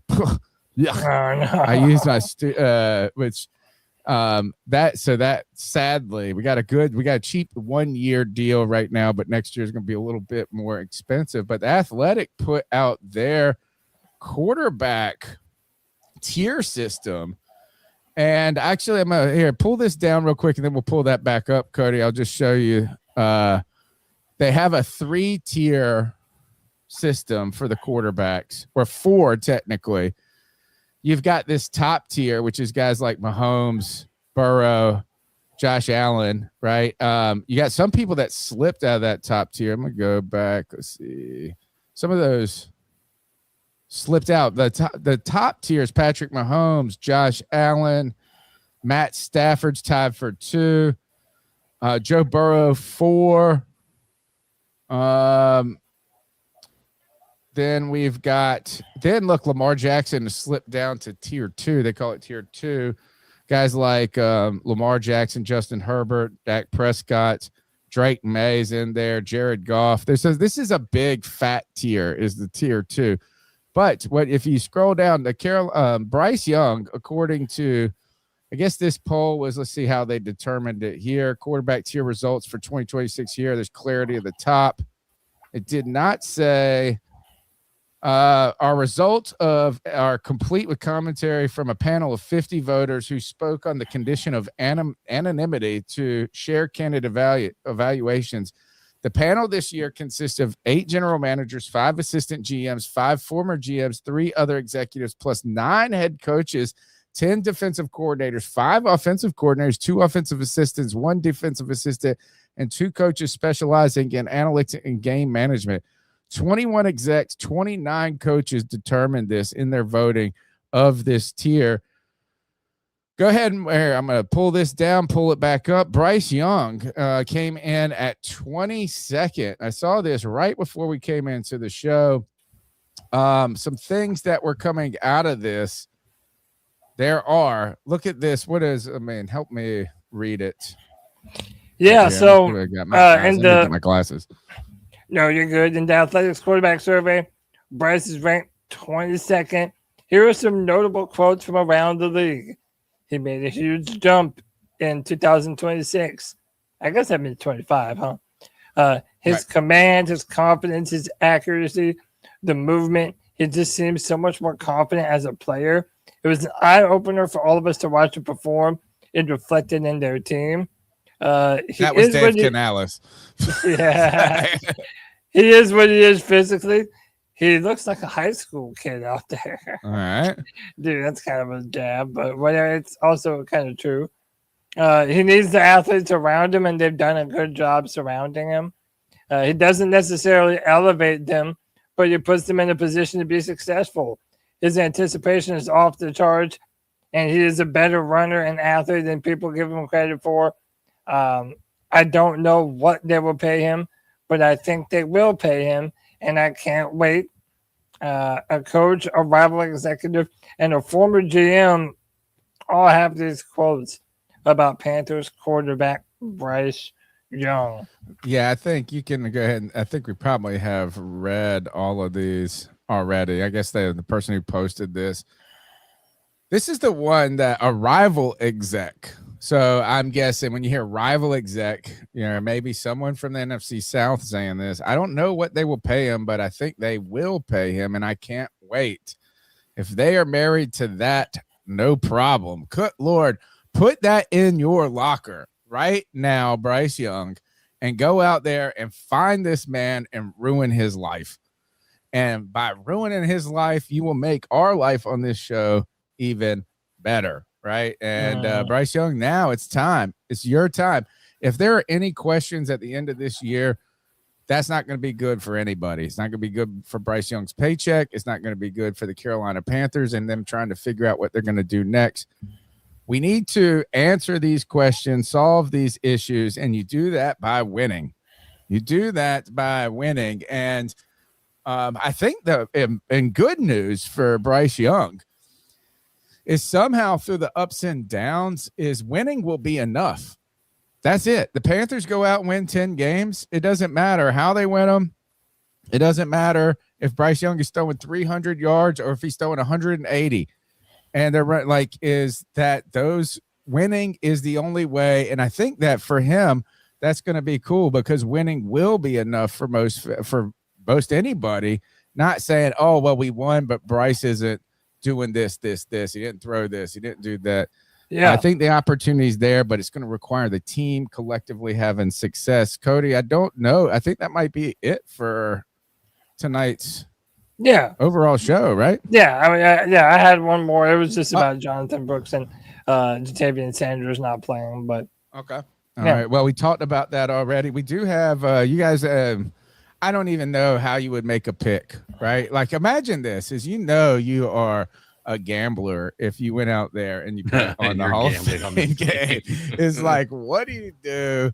How do you do it? The Carolina Panthers. I think I want to see the Panthers win on Thursday. Yeah, man, absolutely. I don't care if it's nobodies or anything. I want them to win.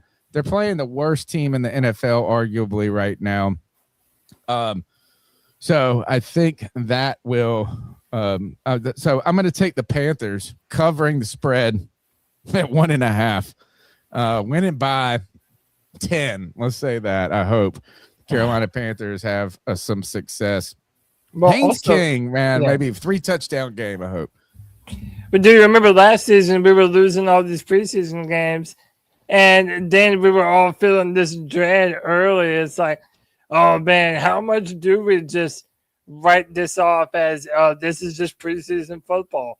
How much does this matter to what we're going to do in the season? Are we going to go from seeing these very vanilla offenses and defenses and then go into the regular season and then feel like, oh, we're still looking at the same shit over here, man. So I don't know, man. It's I love this comment from John B. Jenkins. I want some Joe Webb, Brandon Wager, fourth quarter magic. Remember, Brandon Wager was he killed it in the preseason. I think he had was like two touchdowns or 3 touchdowns in the game. Yeah, he was the OG white boy running back. Yeah, he was all right, man. I want to say we had him on the show. I can't remember if we did or not. I have his phone number. By the way, I have Brandon Wager's phone number, or at least it used to be his phone number. I'm pretty sure we did have him on the show or something, but CK, they always say the score doesn't matter in the preseason, but the Ravens had this like undefeated streak in the preseason. I'm sure that they didn't mind winning those games.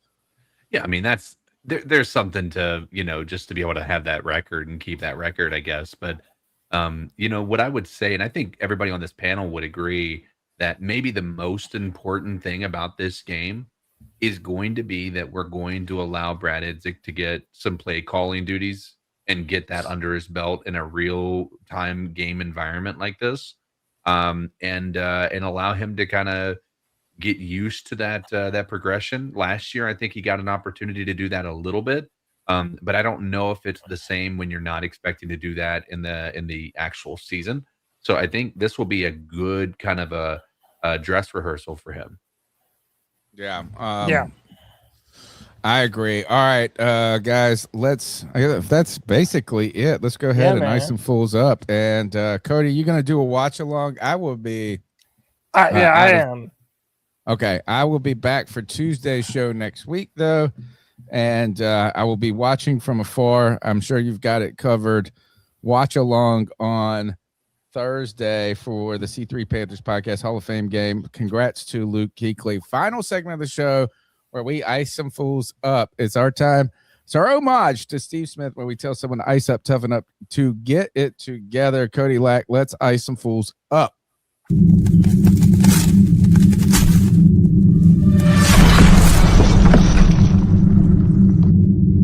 Ice up, son. Ice up. Ice up, son. It's our opportunity to step in or outside of the bounds of football where we tell someone to ice up, toughen up, to get it together. I've got one little, well, it's not little one. I want to show this video. And I don't know how many. Let's see. We got to remove. I already know. Okay. All right. I don't know if you guys have seen this. No. All right. This guy, if you're listening, on a jet ski, then hops over the engine. He's riding his jet ski backwards, but he looks like he passes out. Oh, no. And does he really pass out? This is real. Oh! Oh! And it turns out he's okay. He's the luckiest man on earth.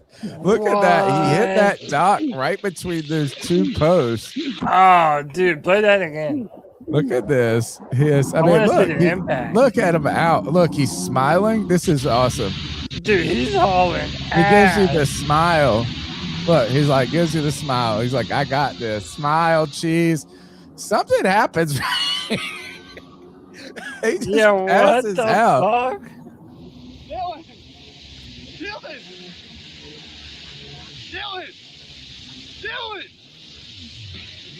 Oh, dude, his buddy has, in this moment, I cannot imagine the panic I would be experiencing after seeing that.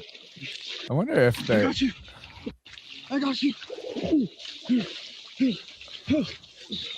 I didn't even... Oh shit! I got you.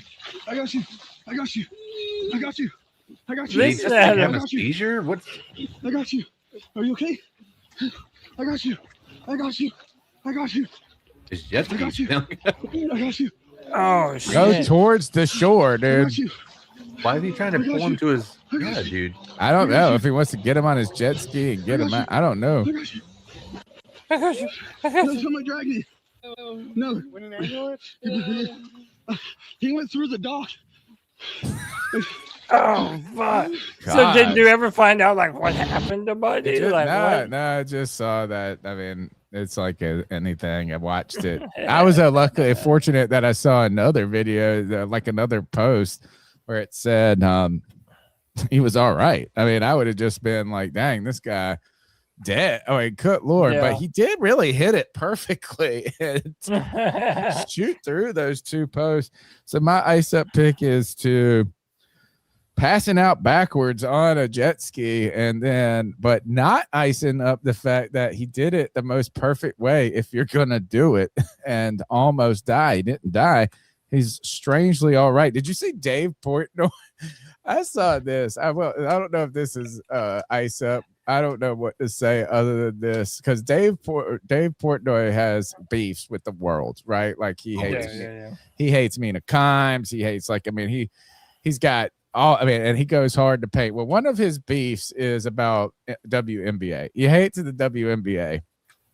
He said that he would pay. He said he would challenge any team in the WNBA to beat a high school boys basketball team. And he said it would pay $10 million if they did it. I think that might have been Clay Travis that was doing. I think it was. I think it was. They're almost like the same person, except for Clay Travis is kind of like polished and like smart, and Dave Portnoy is like the redneck version of Clay Travis. Yeah, Clay Travis is hilarious. And I guess if you want another, is Jake Paul keeps going on about how he can catch an NFL touchdown, but no NFL player can box, or Logan Paul, whichever the boxer was. So that's my ice up. I only have one. We watched the video. You guys go ahead with yours. Yeah. Mine's pretty quick. I'm not. Yeah. It was. Okay, it was Clay Travis. Yeah, it was Clay Travis.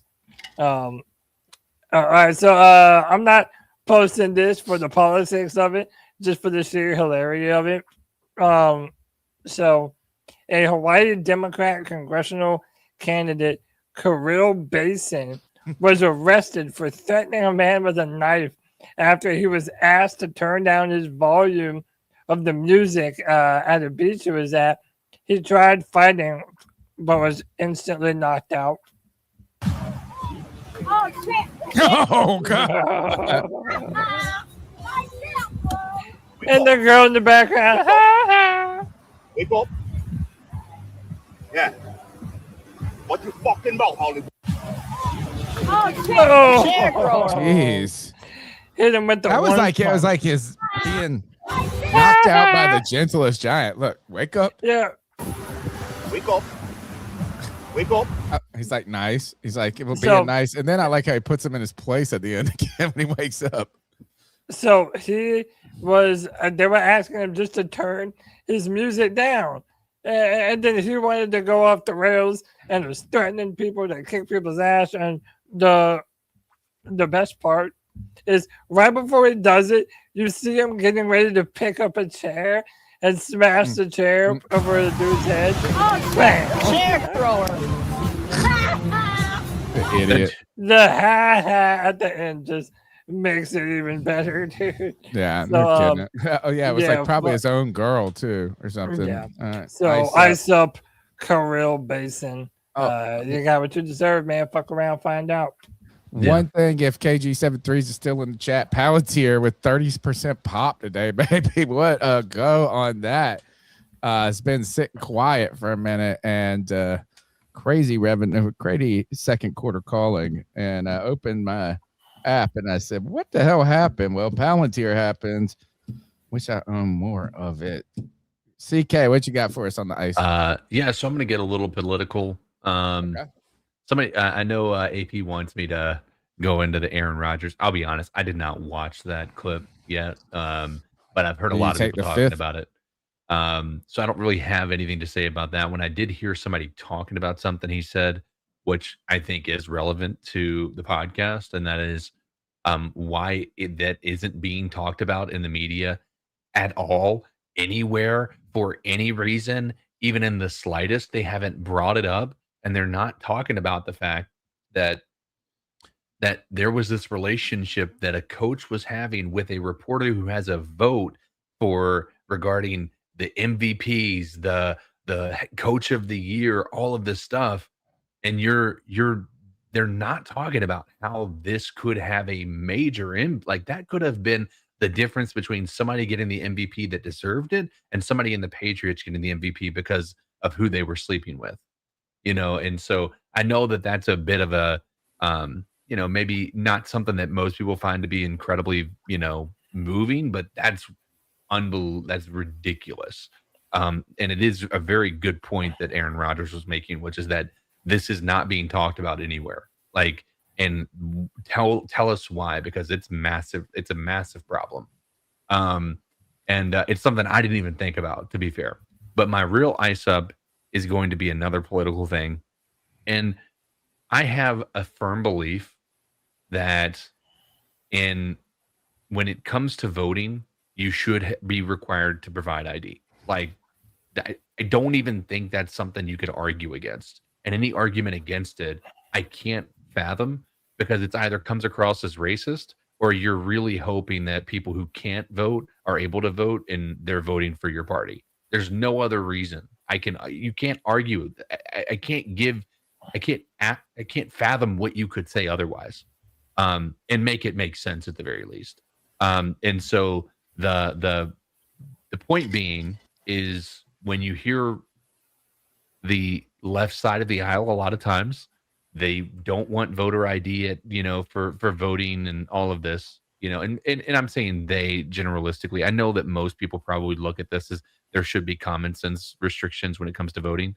But when you're looking in New York and the new mayor of Mayor Mamdani, he's a firm believer. You should not have an ID. You should be able to just vote. You shouldn't have an ID. There's has no belief in voter ID at all.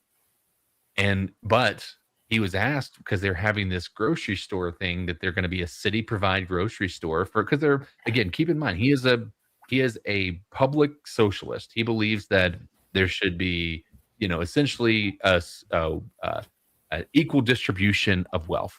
Okay. For the most part. And so the idea is that the government should be providing food to everybody. And so what these grocery stores are providing the citizens of New York City, essentially groceries and I'm not mistaken, if I could be wrong on this, but at no cost to New York City residents outside of maybe the taxes they're paying. Now, which why is this the is cost to the New York City residents. Yeah. That is the cost. Yeah. But here's the thing where it gets really hypocritical is they were asked during one of their press conferences regarding these stores that they were about to open, how they would handle people possibly coming in from New Jersey to take advantage of it and take those groceries back to New Jersey and sell because they're not having to worry about it. And I kid you not, his administration said, well, people would be required to provide their ID to be able to get access to the grocery store. So you're telling me this government-funded grocery store requires an ID because there's a potential that people are going to defraud it, but you're saying that that's not a possibility when it comes to voter ID. Well, I think this is North Carolina's had a history. Like, I think North Carolina led the charge in trying to, revamp their voter ID rules and some things like that. It got struck down constitutionally in North Carolina. But, when you bring up New York, it's like a different kind of scenario because, like, the South is still under, or was the Voting Rights Act of 1965, put them under like federal oversight in the South because there was so much, trickery and massaging of the voting system to be racially bent, right? And so one of the ways is that if you look historically, is you use these tactics to encourage some people to vote and discourage some people to vote. So in North Carolina, back in 2010, when we got the Tea Party coming in, this very conservative movement in North Carolina, they really did put this push, and it's not just one thing. Okay, in this case, it's not just like, oh, you show an ID. It's like, hey, they shrank early voting right? Because here's the thing: is if you have like historically, if you only vote on one day, right, is the rich get to vote at a higher rate than the poor because maybe they can't get the day off or something to that effect. They took away early voting on Sundays. Well, in the black community who votes Democrat still in North Carolina, well, I mean, the black community shows up for voting because of these historical, I mean, they really value it in so much of a case in that right because it was denied for so long. So they took it away on Sunday. So like no one thing is kind of like gerrymandering the system. When it comes to me is the vote with the ID is, I don't know. It's like, why do we take the ID out of it?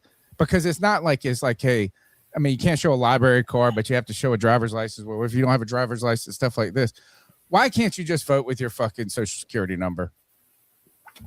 That's it. There's a valid reason against that, though, is there are people that have been deceased that have been that people have their social security number. But that's so got to be such a small, minute part of the population. If we can go and open a bank account with just basically our social security number and our name online, why is it I think you could solve it with a lot, but just recently in New Jersey, they found 40 or 400 people that shouldn't have been voting on voter rolls. Yeah, I mean, I think it's less than 1%. I think a lot of that is exaggerated in some ways. I also will say that if no one can ever check it, if no one can ever audit that and look at that information, how do you ever really know how many people who aren't supposed to be voting actually are not voting? So I did want to say this: if we can bank online, why can't we vote online? Yeah. I mean, but I will say this though, like the fact that buying groceries, that you need to show an ID for. That's not a right. But voting, that's not a right that needs protecting. But buying, it shows you that everybody is using these things. Oh, that's the problem, CK, is you're pulling this out in one area, and I agree, but nobody's doing it for the real goal, right? Is to strengthen the democratic system, is everybody's got some sort of angle. And instead of just trying to make our republic a stronger place. One more thing, I'll be real quick, CK. I hate the hypocrisy though, that when you ask these people like Mondani about these stores that are opening up, they love, when you ask them about, well, what about the family-owned bodegas that you're going to put out of business because they actually have to price their goods at market value and they're not going to be able to compete, and then those businesses go out of business, So it's okay when a government-run store does it, but you hate it when it's an Amazon or a Walmart. So it's just so hypocritical when they pick and choose, when they do and don't like cutthroat capitalism. It's hypocrisy, man. Yeah. So my point, and this is a firm belief that I hold in my life, and when I work, in my job, and in every part of my life, right? I want everything to be. If there is a way that we can make things work effectively and in a fair way, that's what I want, right? And the reality is, if we don't, the voter ID, it's still possible that somebody could take advantage of that, right? Even if they had the ID, it would still be possibility. But I can tell you, it's a lot more likely that you're going to introduce, even if it's a minute amount of fraud, there will be fraud. There is no doubt about it. We've seen that, even in, it might be 1%, it might be 10%. Who knows? Right. I don't think that they really know what numbers are real and what's not. But I do think that it's fair to say that that if there is a higher potential of fraud, we should do everything in our power to remove, or at least make it, while in a reasonable way, which in my mind is an ID, because if they can, you're right. People can open up their bank accounts online. They can also order their ID online. They can also go to the DMV and get just a state license if it's not a driver's license. You have avenues to be able to do it. And the argument a lot of people have is that people of a certain culture in the minority groups are not able to get these IDs. And when you ask people in those groups, do you know how to get an ID? Every one of them are saying, yeah, I have an yeah, ID. of course I know how to get an ID. Well, what if Yeah, somebody told you you're not likely to be able to get an ID? They're going to say, well, that's just because you're in that group of minorities. Well, Yeah, all of a I sudden, just don't trust any, not you in the sense, No, of but course. these people FedEx that are and saying Code. they're trying to make the democratic process better. Ultimately, everybody is trying to get some sort of advantage. Look at gerrymander and stuff like that. What we really need to do, to be honest, is you want to improve the integrity of the voting, is to improve the integrity and the knowledge of the voter. And instead, we just vote a bunch of idiots on both sides in, no matter what. We're not ever. No one's really interested in the society. That's why, like, they're interested in it's right now. The politics have become sports. Right? It doesn't matter whether or not we like the people on our team. We want our people to win. We want our team to win. Right? Same concept. I think in politics, a lot of people just stay so isolated on their side of the aisle that they will not look at anything other than whether or not that person has an R or a D next to their name on that ballot. And that is disturbing. But I also think if we're going to be able, if that's how our country is going to operate, it needs to be operated in a fair way. And that's my ultimate, gripe with the idea of not, having the vote. So to your point, Tony, I agree. I think Joe Dubs Jr. says if you want an ID, have the government give everyone for free. It's like, you don't want this to be a poll tax in a sense, and this is ultimately a Social Security card count. Yeah, I mean, if you have the card, I could understand that maybe to a degree. I mean, nobody knows if anybody knows your Social Security number, you get screwed. I don't know. It's all bogus. I just don't know. I mean, I agree. I understand your point, though. I don't think there's anything wrong with calling for improvements to the democratic system. I agree. Yeah. I think everybody understands that we have to come back to center at some point, right? It can't go the route of where right now socialism is going, which is nobody needs to provide anything. You just come and give them your name, and if you're on the list, you're good. Go ahead and vote. Right. I just know this has been going on in North Carolina way before Trump came around and the rig stuff.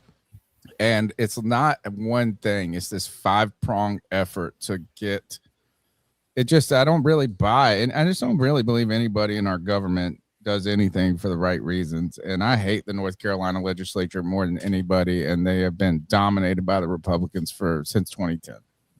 So, and not because I'm anti, they couldn't even pass a budget for a whole year. Well, Roy Cooper is about to become the new senator and going away. It won't even be a competition. But hey, there's your daily dose of C3 politics, man. There you go. Even though Cody said he wasn't going to do any politics, CK got him back in the ring. Yeah, I know. My name's Tony Dunn. That's Cody Lashney. That's CK with the Golden Pipes. This is the C3 Panthers Podcast. We're here every Tuesday. On Fridays with the Friday free-for-all. You can get in there to the Royal Rumble of Panther fans. You want to be a part of the show, you can always call in. Make sure to leave a comment in the video. Tell us where we got it right, where we got it wrong, what you're looking for. And throughout the season, big things are coming. And one of those next week, Roman Harper is scheduled to be, as long as conflicts arise. And the post-game show, the big heavy hitter, is going to be coming along all season long. We appreciate you guys hanging out with us, having open discourse, and having fun with us. CK, it's been a pleasure. Cody, it's been a pleasure. Let's get out of here. Cody, this Thursday at 7:30, we're live streaming the Hall of Fame game. Well, you won't be able to watch it, but you can hang out with us and live react to it. So, C3 Legette, peace out. We love y'all. Thanks for the lit discussion. Until next time, keep pounding.